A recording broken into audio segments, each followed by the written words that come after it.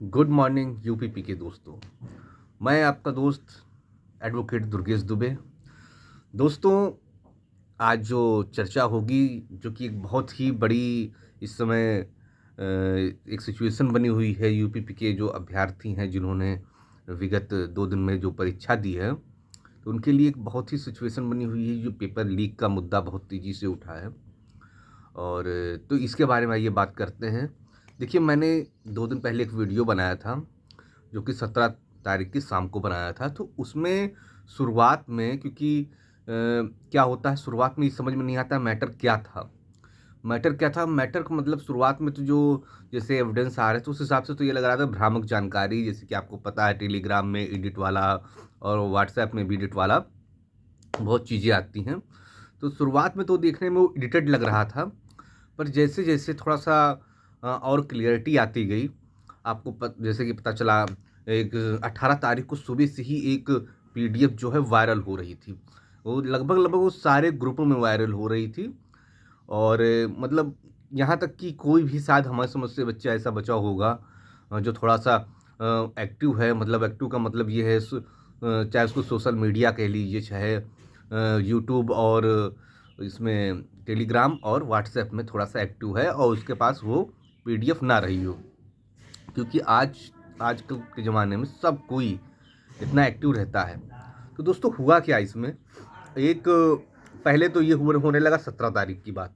तो 17 तारीख की शाम वाली शिफ्ट में ये हुआ, पेपर लीक हुआ है, और कई बच्चों के पास इसकी आंसर की बाकायदा लिखित रूप से है, पर उसका कोई ठोस मतलब एविडेंस नहीं था किसी के पास। बस वही कुछ स्क्रीनशॉट्स थे, और उसको भी बता दिया गया कि ये एडिटेड है। तो शुरुआत में वो एडिटेड लगा भी, तो सीधे से तो सभी ने, हमने भी, देखिए क्या होता है ना, कि कभी भी किसी चीज़ को मतलब जब तक प्रूफ ना हो, उसको सपोर्ट नहीं करना चाहिए। तो हमने भी उस दिन शाम को आपको बताया कि देखिए, पेपर लीक की अभी तो ऐसी कोई पुख्ता जानकारी नहीं है। हाँ, कुछ बातें जरूर मार्केट में चल रही हैं। पर सुबह क्या हुआ, 18 तारीख की सुबह ही उस पीडीएफ ने मतलब सभी के दिमाग में एक तरह से मान लीजिए तहलका मचा दिया। कोई बच्चा ऐसा नहीं था कि उसने उस पीडीएफ को, जो सेकंड शिफ्ट में पेपर देने जा रहा है, उसको बहुत ध्यान से ना देखा हो। अब इसका प्रभाव मैं आपको बता दूं क्या पढ़ने जा रहा है। तो देखिए, 150 क्वेश्चन होते हैं, लगभग लगभग 150 क्वेश्चन का वो पीडीएफ पूरी थी। और उसमें ये बताया गया था कि ये सेकंड शिफ्ट की है। तो जो भी सेकंड शिफ्ट का बच्चा था, उसने ये सोचा कि चलो ठीक है, मैं इतना पढ़ ही रहा हूँ बैठ के, तो एक बार इसको भी सरसरी निगाह से देख ले, तो क्या पता इसमें से 3-4 क्वेश्चन भी अगर फंस गए तो भी कोई ख़राब नहीं है। तो उस किसी ने ये नहीं माना कि हाँ यही आएगा, पर ये जरूर माना कि हो सकता है इसमें से 3-4 क्वेश्चन आ जाएं।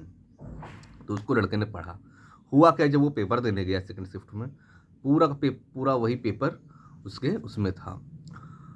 और मतलब समझ लीजिए कि ये उन बच्चों के साथ बहुत गलत हो गया, कि जिन्होंने बहुत मेहनत करी थी। और देखिए, मेरिट जो है, जानते हैं यूपीपी की, चाहे जितना उठे 100 से 110 के बीच में ही रहनी थी। पर अब क्या हुआ कि जो बच्चा थर्ड मतलब इसमें सेकंड शिफ्ट में 18 में गया है, तो उसने एक अच्छा स्कोर कर गया। चाहे वो, ये समझिए, एवरेज बिलो एवरेज भी लड़का जिसने वो पीडीएफ देखी, वो 120 प्लस मारा है। कोई पढ़ने वाला बच्चा है, पढ़ने वाला मतलब ये समझिए थोड़ा सा भी पढ़ने में ठीक ठाक है, तो 140 तक पहुंच गया है वो। अब आप समझ सकते हैं कि अगर आप निकालिए कि फॉर्म पड़ा था, मतलब लगभग नियर अबाउट 50 लाख के करीब मान लीजिए, तो अगर इसको 4 से डिवाइड कर दीजिए, हम सिर्फ एक शिफ्ट का निकाल रहे हैं, 4 से डिवाइड कर दीजिए, तो आप समझ लीजिए कितना हो गया। हाँ, तो लगभग हमारी समझ से यही 13-14 लाख, हाँ, बैठेगा। और वैकेंसी कितनी है? 60,000। हम कहते 13-14 लाख में 12-13 लाख भी मान लीजिए, तो उसमें अगर कोई मतलब इतने तो बच्चे होंगे ही, कि जिन्होंने 7 लाख बच्चों ने उस पीडीएफ को देखा होगा, और 7 लाख में 1 लाख बच्चा तो इतना होगा ही जो उसमें 140 स्कोर कर देगा। ये बात आप जान लीजिए।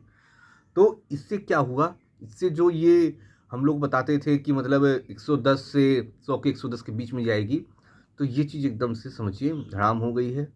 और मेरिट का अब कोई अनुमान नहीं लगाया जा सकता है। सिर्फ और सिर्फ एक ही मुद्दा है ये 4th शिफ्ट मतलब 18 तारीख की सेकंड शिफ्ट और 17 तारीख की सेकंड शिफ्ट को एक तरह से इनको कैंसिल करना चाहिए।